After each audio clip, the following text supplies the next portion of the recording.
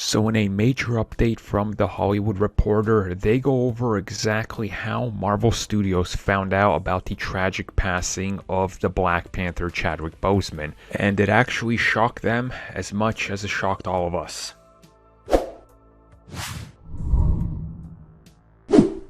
So the Hollywood Reporter did a big piece on everything that's happening, that has happened, and talking about it. And the latest story is from the September 2nd issue of the Hollywood Reporter magazine.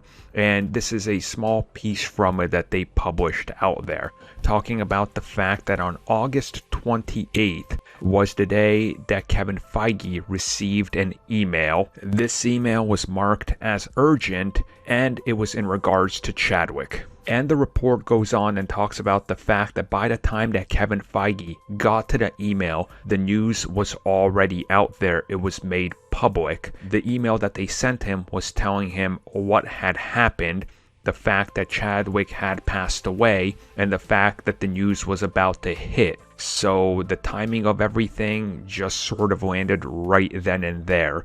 And it's with this reveal that they go on and talk about the fact that, Kevin Feige was somebody that was very close to him that didn't even know about the situation. So when he got the email, it took him as shock because he realized, oh, I have an email right here from the family. He looks at it and looks at the news online, and that's when it hit him as well, just like all of us. So again, this sort of tells you how unexpected this whole thing was. When you really look at this and realize how close he kept it to himself and his family that's right then and there, and that not a lot of people knew, that sort of tells you the amount of secrecy he had in regards to it, that not even the big people he was working with, Kevin Feige, the Russo brothers, anybody, none of them knew about this.